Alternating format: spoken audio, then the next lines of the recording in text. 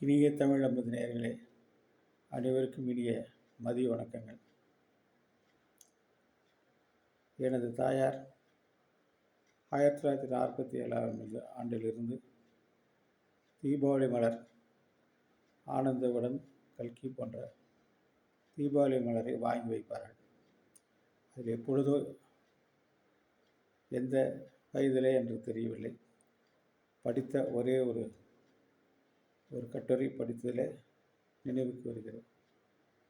கட்டுரையாக இருக்கலாம், ஒரு சம்பவமாக இருக்கலாம். அதில் குறிப்பிடப்பட்டிருக்கும் ஆர்தர் என்று ஒரு சாமியார் இருப்பார். அவர் அந்த சர்ச்சிலே பணிபுரிவார். அவர் அந்த பணிபுரிகின்ற நேரத்திலே பூசை மட்டுமல்ல, தனக்கென்று சில தொழில்களை வைத்திருப்பார். அந்த மாதிரி அவர்கள் ஒரு தினம் கார்பெண்டர் மர வேலை செய்து கொண்டிருக்கிற பொழுது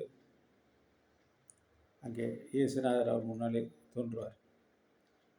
அப்பொழுது அந்த ஆரத சாமியார் கூறுவார், நான் இறை வழிபாட்டுக்கென்று தனி நேரம் வகுத்து வைத்திருக்கிறேன். என்னுடைய சொந்த வேலை, இந்த கார்பெண்டர் வேலையை பார்ப்பதற்கு நான் சில நேரத்தை ஒதுக்கி வைத்திருக்கிறேன்.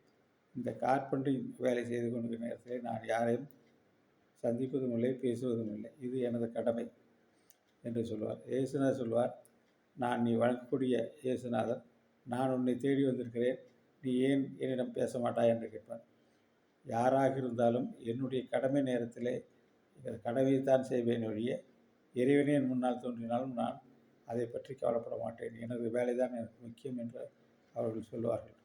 அதை படிக்கும் பொழுதுதான் நமக்கு தோன்றும், ஓர் கோயில் ஒர்க், பிரே கோயில் பிரே என்று முன்னோர்கள் நம்ம குறித்தான் அவரும் சொல்லியிருப்பார் என்று நினைக்கிறேன்.